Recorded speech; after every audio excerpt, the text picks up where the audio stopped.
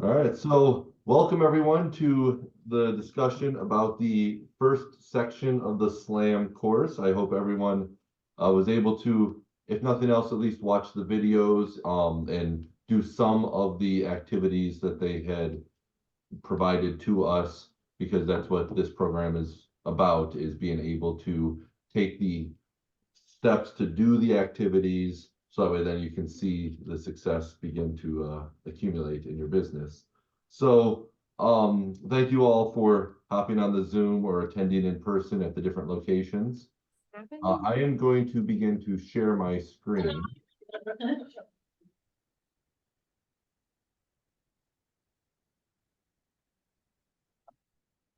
So this was the section one. There was 6 different videos and sections, or 6 different videos for this section. So I did want to go through and just lead a discussion because each video had a lesson to it. And so I wanted to get your feedback on how you felt the content was in applying it to your own business. So this very first one about guarantee your listing success. So this was the one that was it started out with asking you to fill out your income goal sheet and crunch the numbers, work backwards to figure out, okay, if you're doing the numbers game, how many listings do you need each month? How many appointments do you need to go on in order to achieve that number of listings? How many contacts and how much prospecting should you be doing each day in order to achieve that number of appointments, which will lead to the number of listings, which leads to the income goal that you've set for yourself. So was anyone able to fill out the Excel spreadsheet for the income goals and see what their numbers were looking like for the amount of prospecting and such that you would have to be able to do each day in order to achieve those goals? Did anybody want to chime in with their experience? Well, I did. I was familiar with it from the program before. And I was able to do most of it, but I didn't see it was calculating right. And I think it's like for under expenses, you want, say for instance, you want your net to be 100.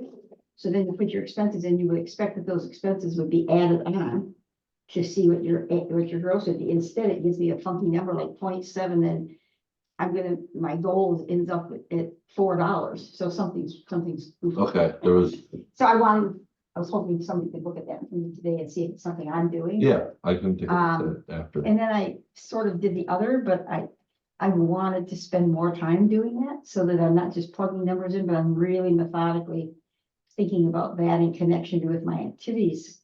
Because one connects to the other, and Yeah. time management and all that. So I wanted to be able to spend another week on that. Okay, But I got a good start. okay.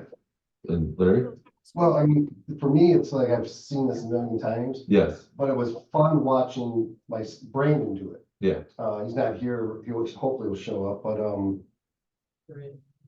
he's been kind of overwhelmed, like didn't want to get out there and prospect and all this. But when we did it together and it broke down and it showed a very achievable daily task, he's excited now. okay, So That's I wonderful. think that's good for people to do. So it's a very easy way to get yourself motivated. Yeah, okay. And then, yeah, throwing it up there to the Zoom participants, the other agents and what was feedback from any of you as to when you were filling out the income goal sheet and seeing what your numbers were that you'd be needing to do to achieve it? What were your thoughts? I had a thought about the expenses part, because they put 35%, which I mean, I've been in real estate for almost, well, I guess a little over a year, call it, 18 months or so. But it seemed like 35% was a very high number for expenses. I guess I am, under my dad, so don't really have any other, people under me, or it's kind of just me doing the show. But I Okay. see that was a very high expense, and I was just curious as to why they put 35. Was that incorporating the taxes as well? What do you mean the tax? So it was like, Income taxes? I'm not sure. It just said expenses. I don't think Okay. they really explain the expenses. I put taxes in mine because my expenses is if I'm gonna do $100,000, say for instance, I'm gonna pay at 20%, see, a 20% tax. I'm gonna owe 20%, so I gotta add another 20,000 on top of that 100 to net it.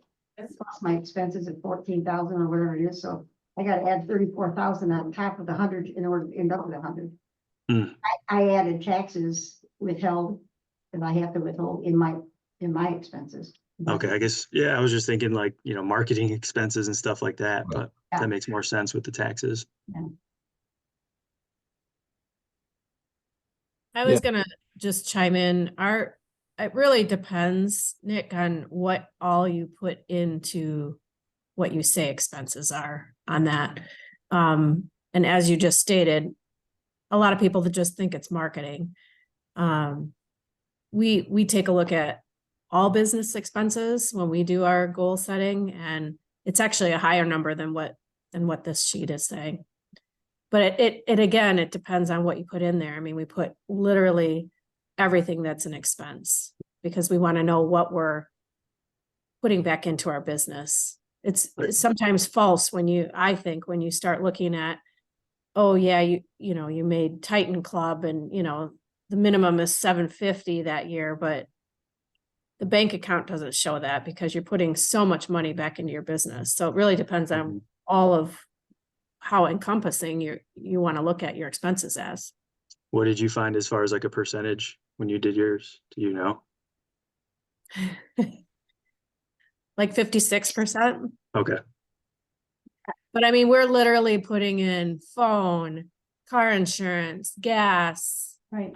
Any maintenance on, because we have Tim's truck is a business expense, so we literally put in everything, our desk fee, our, Okay. UMax International fee, all of our boards, if you really, and I'm happy to share with everybody, like all the line items that we use for expenses, but it really just depends on how much you want to put into it that way. And then I do look at just what marketing is too. Colleen, I do the same thing, but if I could ask you a quick question.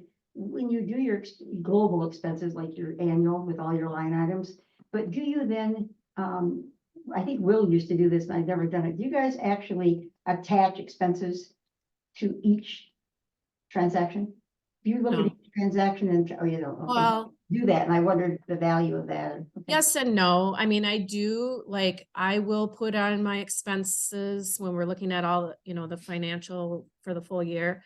If we did 100 deals and I have $25 in a closing gift, that's a standard. Right. Yes, I take 100 times 25 and that's a line Right, item. okay. All right. Yeah, yeah. But you don't actually attach, because I think Will used to do that, and I wondered how he did that.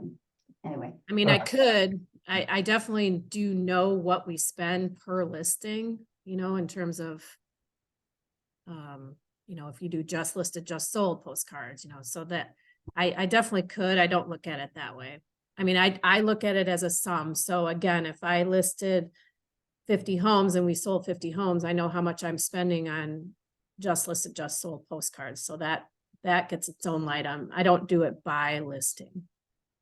All right, and so the actual income goal sheet, the calculations involved, obviously how people choose to fill that out can be an individual basis. The purpose of it though is to help identify and provide some direction for your daily activities in order to get to the daily success habit tracker. Prior to that though, it had talked about the 4 pillars that you're going to utilize to hit your income goal. So I want to share a screen again real quick. Just to show, like, this was the target design that they had for this, where it's about, each leg or each pillar of your business being able to provide the amount of income that you're hoping to achieve. And so then identifying which 4 areas, kind of like what I had discussed at the sales meeting a couple of weeks ago with the table and just having enough legs to support the table. Where is your business coming from in order to be able to hit your income goals? Now, I mean, the examples they provided here were the sphere of influence, I forget even, FISBOs, expired, open houses, Door knocking was. yeah, door knocking and geographic farming, and I forget what this other one. Did anyone else, did anyone view that as a valuable little exercise to try to think to themselves, okay, here's where I'm going to be trying to get my business to come from in these 4 different directions, and that will help provide some insight as to what I should be doing with my prospecting in order to achieve that.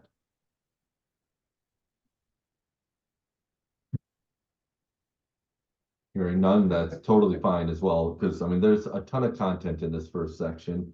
So let's then move on to the daily success habits tracker, which I mean, I do have a bunch printed out here at this office if anybody needs to grab copies. Show of hands, anyone actually trying to start utilizing this sheet with their day-to-day to achieve the 61 points? Thoughts on what you have found when using it, like which points do you find yourself drawn to achieving more easily than others? For those that have raised their hand and were using it. Just the daily prospecting. Okay, so the prospecting time. And, Yeah, it's for us, it was kind of fun. It gives us something fun to look, like, let's get that 61 points, so it's. and have you it's been all able right. to achieve it? Yeah, I think there's only one day Brandon got to 51 for some reason. Okay. Well, yeah, well, because that's impressive. That it does take a concerted effort to get there. So Yeah. if you're doing it, and is it activity that you think you would be able to maintain that level for the spring market going into it to help then allow the numbers to work to provide success?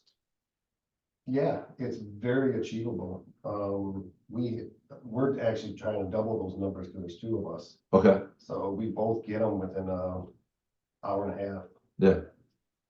Cool. That, I mean, and so for those that haven't yet given it a try, I mean, that I think is a decent testimonial that it is something very achievable, hour and a half or so.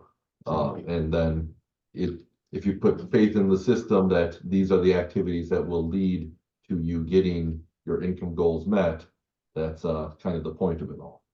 Can I jump in for a second? Yes, absolutely. So I think that the most important part of this daily success habit tracker is setting the time aside for prospecting. Even if you're not following along to try to get exactly 61 points, having a period of time, like, 2 hours every single day, that this is what you do, this and all you do for that time period.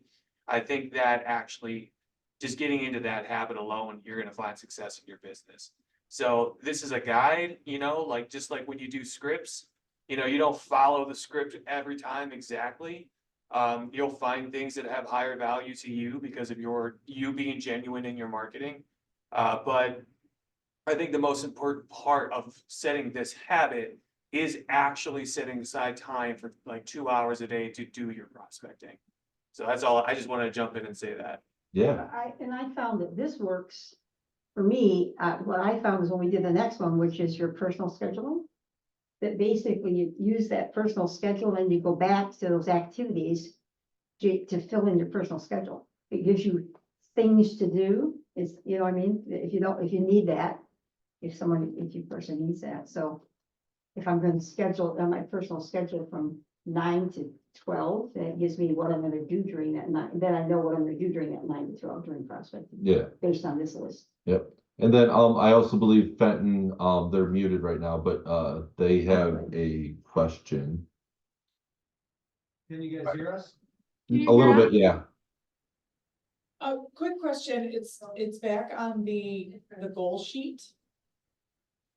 I was wondering how, like, Colleen and the rest of them got an actual figure, because my figure was wrong. And my question would be regarding the commission split. Are you using prior to you meeting your desk fee, or are you just putting in 100%? I averaged it. I did 6 months at one split and then 6 months at another, because that's sort of what my current goal is, 6 months, 6 months. So, and then I want to move that up to 9 and 3. But what I did is I combined it. I combined the 60% split, the 9,500/%, and then divided that by 2, because 6 months is what my thing is, so I ended up with 17 something percent. That's how I did it, because we have 2 different commission splits. Right. I didn't know how else to do it. How did you do it, Colleen? Wrong. I don't know. We don't really look at it that way. We look at it as transactions. We want to hit a certain number of transaction goals. So I don't really look at, I mean, we pay off our desk fee, excuse me.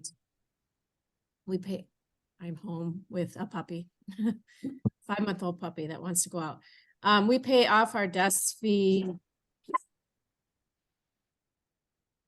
And that's kind of what I would, if you view your desk fee, which is kind of how your commission Right. split is, if you view that as an expense Right. rather than worrying about, then Right. you're gonna have the franchise fee and all that that continues to take from your gross commission. But I mean, aside from that, yeah, that's how I personally handled it, but Why Yeah. did you said the 6 months, 6 months? I would add $14,000 to your expenses and put the commission split at 100%.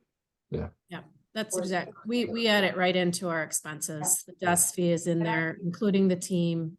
Or if you add it in there, do you put 0 or do you put 100? 100. You do as like you're getting 100% commission. Yeah. Okay, because that would make more sense, because I have it in my expenses as well, my desk fee.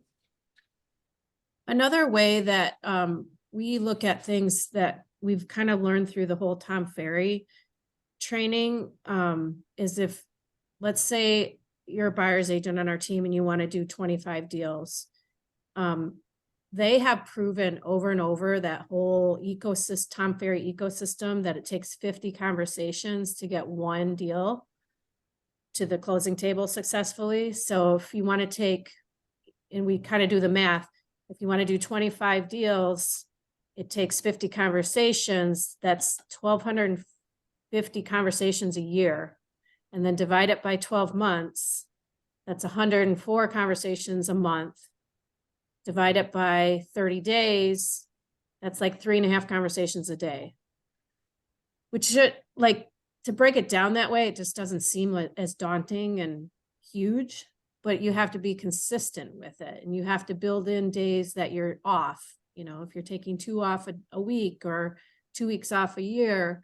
So, you know, it could end up being more than 3.5 a day, but when you break it down that way, it just doesn't seem as daunting. And it's similar to the tracking system in this, you know, SLAM system, where you're consistently doing those touches to your database or to the new leads or to the, you know, internet leads every day. I like that version of this. I like it going down to like, hey, you know, because that makes it more personal, right? Like 50 conversations is not a Facebook post or whatever that you're trying to get done. It's a conversation with an individual. I like that method. Mhm. all right, so another of the tools that they provided to us in this section was the My Perfect Week scheduler. Show of hands as to who utilized that tool to kind of fill it out and get a sense of how they wanted to be, you know, what their perfect week would look like on a time blocking basis. Then I did it, but I did it one day at a time, rather than the week, because sometimes I need to adjust. So that's what I've been doing. I've been doing what's my tomorrow look like, and then what's the next week. So I schedule my perfect week one day at a time. did anyone else view it as a useful little tool that they provided? Just something to kind of map out and get an overview of what your time will be used for, and to try to do some time blocking, because I know that's something Autumn is a big proponent of, is the time blocking route. I mean, it helped me a lot. Actually helped me to wake up and go work out in the morning, because I found that was like the only time I could work out. No. And then the other part, well, so I guess a lot of people don't know my background. I was at Quicken for like 5 or 6 years, and they were very big on time blocking. Like you had, you work 8 to 10 hours a day, and 6 of those hours are specifically taking new leads and new clients, which is something I kind of transferred over. But then seeing that, I realized I have to do more of it just to hit that 61. Time blocking. Oh, there's an echo. Time blocking is really important because if you're not focusing on money-making activities in your business and you allow yourself to get distracted by things that aren't going to make you money 6 months down the road from now, you're not going to have that business. And setting aside that time to make sure you're building your business in the future is extremely important. Yeah, I've taught a class on this, on this weekly scheduler thing. And I 1000% agree with Autumn. So I have 2 points on this one, and it is, you get busy, you have clients, you're doing all that work, and then you find yourself only working on those contracts, only working on getting that deal done. Then it's done, and you're like, oh, cool, now I got to go 2 months without getting paid again. So, it's important to make sure that you're time blocking to do your prospecting. But on the more holistic side of it, it's also important, like Nick talked about, like building in and knowing that you can go to the gym, but then on the other side of that coin, if you're so busy trying to get things done and you actually sit down and look at your schedule, you stop beating yourself up for not going to the gym, because then you're like, when am I going to fit that in right now? And you can make those adjustments. So you can kind of get a little bit of that self-guilt off yourself if you look at this appropriately, or build in the time. But, make sure you're taking care of yourself mentally, physically, and spiritually, and you're doing that stuff, on purpose. For sure. And so let's then move on to the next section, which was about the success habits. Let's share screen again.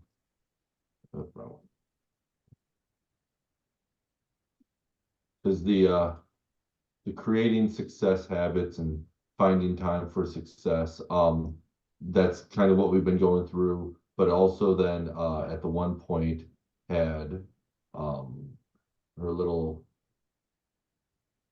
can everyone see her 10 success habits here? What did people think of this philosophy for how to approach your business and just do these sorts of habits in order to lead to success? Any items that jumped out at you as something that you hadn't already had in mind, or were just a nice little refresher of, oh yeah, that's something I should be doing more?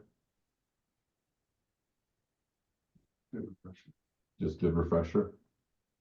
It was a good refresher. Okay. And number 2 for me, because I tend to be a talker. Yeah, number 2, you can speak a little louder so I Okay, can hear. number 2 for me, because I tend to be a talker, and actually, I would even invite people here to remind me of that, because I tend to talk. Yeah. And I listen, but I tend to talk a lot, and so that number 2, be interested versus interesting. In other words, listen. I tend to try to fill dead space, and I shouldn't do that. So. Yeah. So that stuck out with me. Well, yeah, it's about Okay. asking questions in order to let them do the talking. Yeah. It's important enough for me to invite my colleagues to make me accountable for that, actually. Uh-huh. I'm serious. All right, I'll cut you off. I'm serious. Respectfully. Yes, of course. Any other thoughts about these success habits before moving on? All right. Then after that, it was the critical path to success, which looked like this thing here. Which I'll be honest, I didn't quite understand the design of this thing per se, like the wedges kind of being overlapping, kind of not, being different sizes. I wasn't totally comprehending yet why it looks like this. But I did think Jordan, excuse me, nothing is moving on the screen here. Oh, are you not able to? Okay, hold on. Again, me not knowing how to share a screen proper. Let's share this one.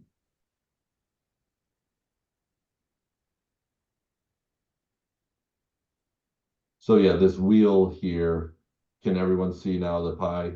Yes. Okay, so yeah, so let's have a discussion about this just because, I mean, it took up 2 different videos in the section. And I thought was a little bit more unique than some of the other stuff that was a nice refresher, but maybe things that already, you know, were known to us. But yeah, so any components here that people thought, okay, that's a good thing to be, just keep top of mind as you're doing the job. So for me, like the approach greeting and upfront agreements, just making yourself fully aware, okay, what is the very first impression that I'm about to give when I walk into this house on this listing appointment, doing so in an intentional way, and just, yeah, not only just relying on your natural charm and charisma, but making sure that you're going to value that first interaction, that approach and greeting. To me, that was something that stood out as, okay, I need to utilize that more. Anything else so that people, when watching these 2 videos about this wheel, found to be good content?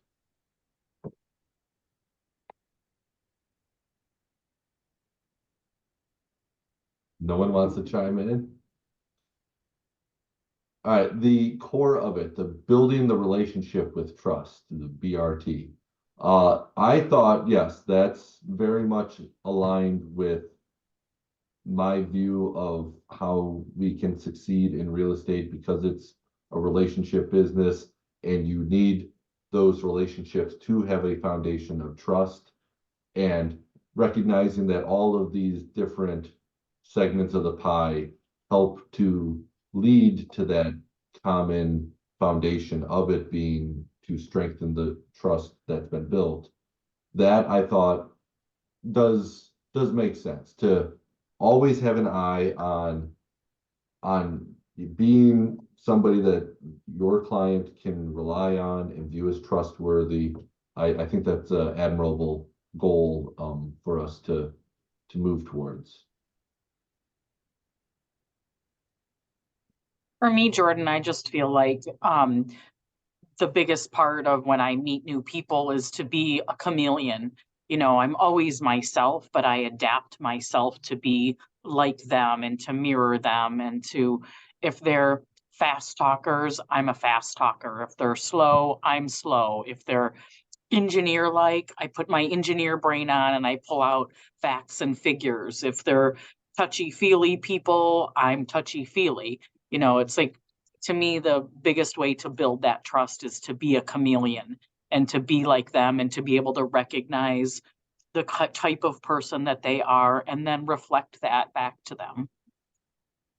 Yeah, that's definitely the mirroring practice. Nicole is a strong advocate or proponent of, and I agree. It does help, kind of like what Kathy was saying earlier with the be interested, not interesting. It's about keeping the other person's perspective in mind and how they are viewing this interaction. And so if you are observing them and their mannerisms, and you decide, okay, I'm going to be interested in how they're behaving and have that kind of influence my behavior, that I think, yeah, versus just you imposing your personality onto them. It's accepting of them. So it's reversing the direction of the communication. And I think that is a useful skill to be able to learn and use. Yeah, I agree. And I like what you said, Jen, about being, still being genuine, like mirroring them while being genuine, because obviously people pick up when you're being fake. In section 3, we get to DISC assessments, which is a way to understand the personality types of the client you're working with. But I like that. And I think that people that teach mirroring go a little too far, where like you're just not your real self.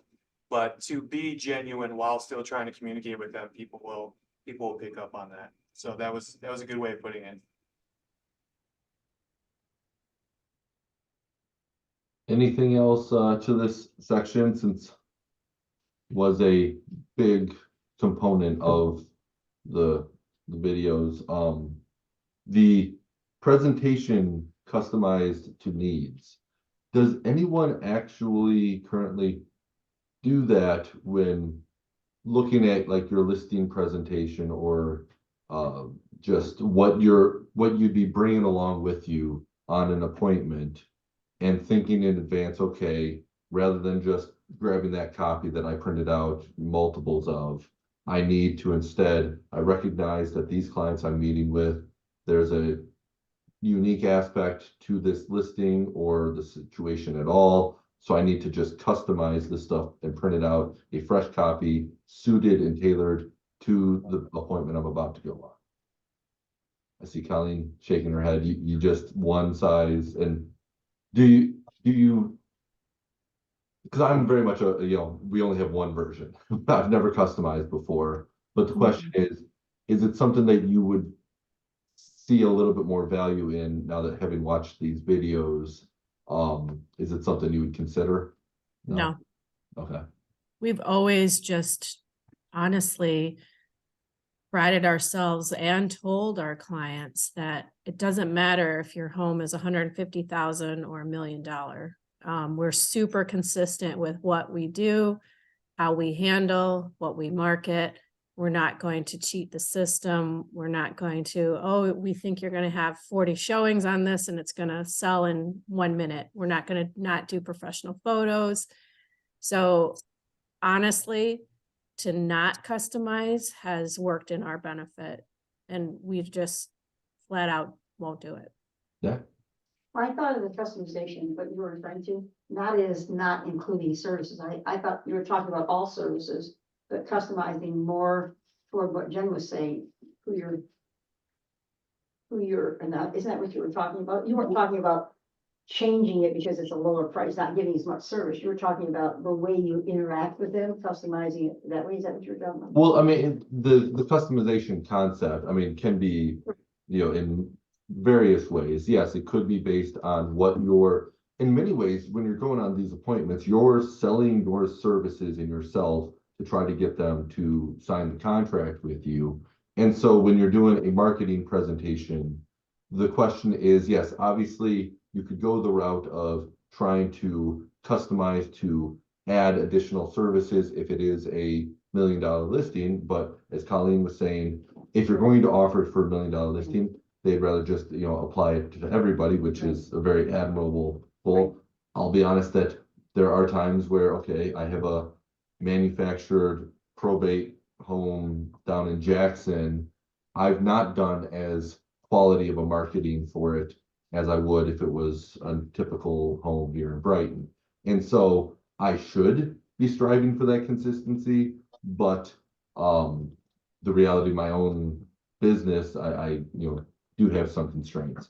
So, but what you're referring to with having the presentation do some of the mirroring that Jen had mentioned, that is another component that they were talking about, which is a way to utilize the customization to better sell your services and get them I feel like if you were to attend that listing appointment, had questions to gauge what type of person you are talking and working with, and then keeping your consistent content, but shining light on things that are more important to them. So if they are an engineered personality type, going over the comps a little bit more than you would with maybe your client that isn't an engineer. There's no example in my head for that, but to hit the different things that are very important to them. If they're security conscious, in your listing presentation, spend a little bit more time on what you're doing to protect their home. And kind of keeping your services consistent, but just highlighting what is important to them to connect better with them and make them feel more confident in what you're providing. We also, Jen, that is super valuable, being a chameleon. Even if you don't have the questions answered up front as to what type person, you can pretty much read them. And we just had this situation. We actually went on a listing appointment last week where the gentleman, and we didn't know, but we were talking while we were there. He was the director of sales marketing for one of the top suppliers to the top 3. Did he want to look at all of our marketing? Not at all. He was looking for that fit, that feel, like the confidence that we had, whether or not we were going to be able to get this done. We went over to his fiance's house for a second appointment right after that, and he didn't even want us to pull anything out. He's like, I got it. I understand I don't need to see all that. I'll look at it after, and we just rolled with it. We weren't going to push our normal, let's get through all this marketing and show you what we can do for you, because the guy got it. He was looking for that feel for us. And so we just backed off from it all. Yep, because that was what's important to him. Perfect. Same, I have the same listing presentation and PowerPoint presentation. And then I also give them a copy of that PowerPoint presentation in a binder when I go on that listing appointment. So sometimes I have one of the pages is a whole list, long list of what I do as a listing agent, like beforehand, when it, paperwork, turning it all in, photos, brochures, all of the, and then negotiating and open houses, like a whole giant list. And a lot of times I never go through the whole thing, but I like to show them, like, this, you're going to get a copy of this at the end of all of this. You'll see all this. I want you to take a look at it later and see all the things I do. But some people don't always hear and see what you do. So for me, like Colleen was saying, I focus on the things that are important to them at that time. And my plan going in might totally change, but everyone gets the exact same presentation. They just get the different version, the different chameleon of Jen, when I'm in there actually speaking with them. But they all get the same brochure at the end of the day. And I'm all about giving them something to hold in their hands, which I'm finding is a little bit harder with some of the younger clients. They don't want paperwork, but I give it to them anyway, because that's the only way I know how to do it. But, everybody gets the same thing. Like Colleen was saying, if you're a $150,000 listing, you still get, an 8 or 10 page brochures that are left in the house for people to pick up. You're still getting photos and staging and all of those things that I provide for everybody. And I do the same thing. I tell every client, I don't care what price point you come in, you're just as important to me. I don't care where you are, you're equal in priority to me, no matter where you stand. Well, because the goal is to get 5 referrals from that person, right? So why would you not do everything? I don't see not spending the same amount of money for a smaller listing, smaller priced home than, because the goal is to get the repeat business. We also leave, like you do, Jen, we leave everything there. And not only that, the follow-up, because they don't remember and they don't really realize everything you're doing, I literally let them all know as it's being done, or I share a report or whatever I can do, whatever. I'm not going to let them forget all the marketing pieces that we're doing. So there's an email that goes out about everything. Exactly. that. That is showing value. That is showing them value. And that's so important. That's a great idea. Yeah, there's so many times where you're telling them in person, but they don't remember. And like Colleen just said, I actually made templates this past fall for those follow-ups. So those are ready to go. And all I have to do is edit them according to that home. But then it's consistent that they have it in writing of what we just discussed. Because especially when crazy stuff starts happening, they don't remember what you told them. So it's been helpful. Awesome. All good things, all good things. All right, so All right. then, the next section after that, it was the upfront agreements and that, video and conversation about You're trying to, get the yes fit, no fit, early on. What was everyone's thoughts on that topic? Jordan, where are we at again? So now the upfront, hold on, let me share screen.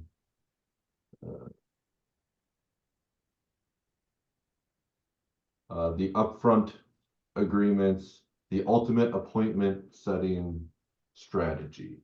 So yeah, this final 6-minute video. Does anyone remember what the content was in this? I just remember the one part that stuck out to me most. I can't remember what he called it, but it was basically after you got that, you went back to the yes or no, you gave him an alternative. Mm-hmm. Do you know what I'm referring to? Yeah, you said, well, like if I have a photographer come out on Tuesday and Wednesday versus actually asking him rather the hard close, Right. basically sort of a indiscriminate, the close on. It had a lot about, making statements that were just basically assuming Right. you're the one they're hiring, and We're so. closing on them without actually. Yes, without saying, ask. "Hey, you want to sign the paperwork now? It's no about, will Tuesday or Wednesday work for the photographer, or Yeah, will Thursday will you be ready by Thursday to get your homework done, basically that kind of thing. And I do that, but it was a nice reminder to use that. I'll be honest, this kind of rubs me, like, just doesn't align with my own natural personality. It is something that is a little bit more salesman-y than I thought the rest of it was, that was the part I liked. Okay. I thought the rest of it was, it sounded typically like everything you hear all the time. Would Tuesday or Wednesday work best, that. Yeah. I do like setting up next steps in situations like that. So you do have, all right, this is what we're doing next. Right. I like that part, the next steps thing. Yeah. How you doing, Chad? I agree with you on that, the rest of it was very. Well, and then, after that, then it was the listing presentation, that they had provided us a template that each of us, if we wanted to take it and customize it with our own content, we could do so.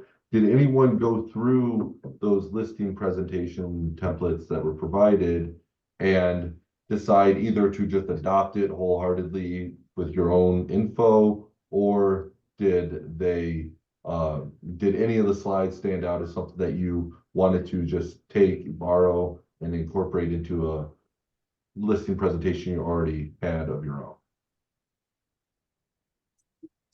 Yeah, I'm not the biggest fan of this listing presentation. It's kind of basic, and I like to provide a little bit more content and examples, especially when it comes to professional photography. So I have one that I like to use.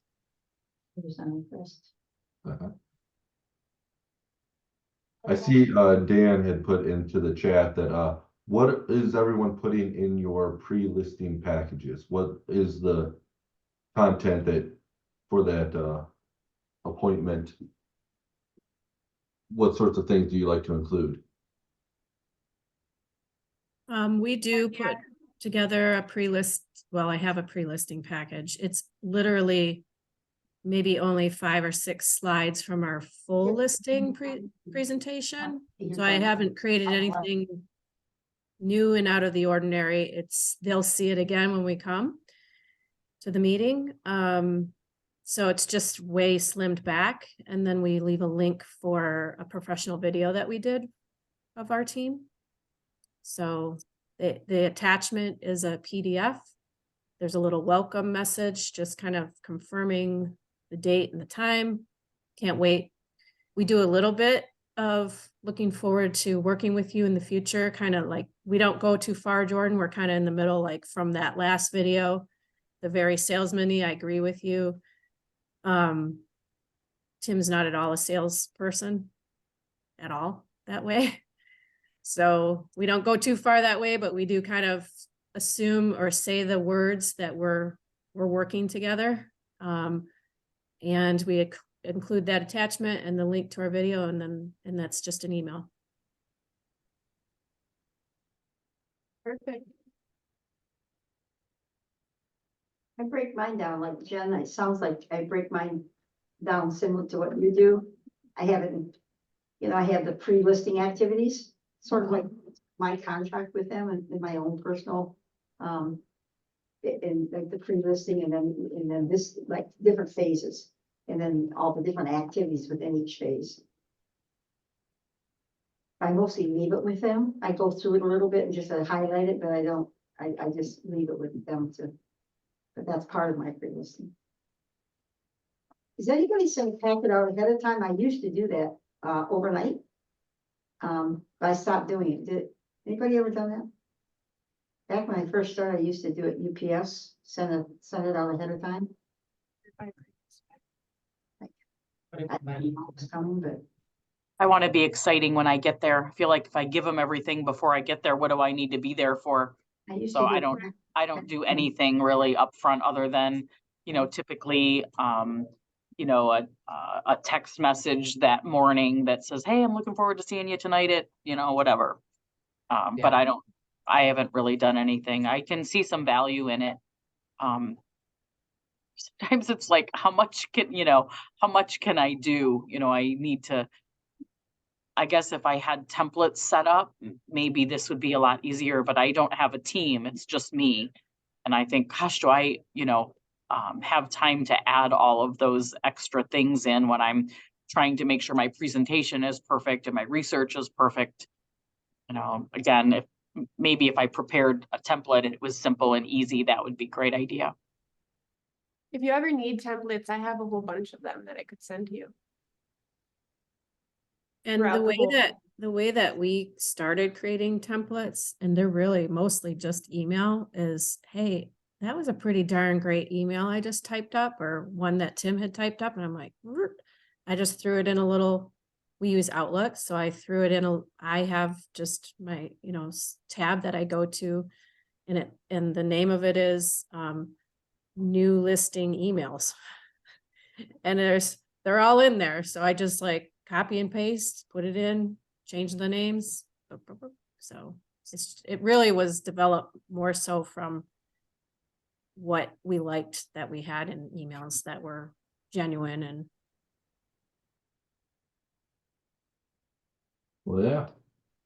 Well, cool. So, I mean, that basically was the entirety of this first section, from the income goal sheet to the daily success habit tracker, the critical path to success, upfront agreements, the listing presentation. And this, I believe, is a much bigger section than section 2. Just when I took a little preview of it, it looked to be only, I think, 2 different components to it. So over the coming 2 weeks, because we don't meet again until 2 weeks from today, which will be the 2nd. So February 2nd will be when we do the next Zoom to discuss section 2. But we can continue to work on section 1, because a lot of section 1 does have that daily success habits. And so these meetings can continue to be about the entirety of the course. But next time we meet, it will have a focus on section 2. Does anyone have any questions at this point about how this is meant to work? Anybody struggling with just being able to do the content on their own, and they want to try to find like an agent to partner up with as like an accountability partner, anything like that? Any thoughts on anything? Otherwise, I guess I can wrap up today's Zoom. Like that. Any thoughts on anything? Yes. How about the Lions? Yeah, let's go. All right, well then I guess yeah, we can wrap this week's Zoom discussion, and then yeah, I will see hopefully everyone on February 2nd. And in the interim, if you need any help, don't be afraid to reach out to Rob, Autumn, or myself. Take care. All right. Stay warm.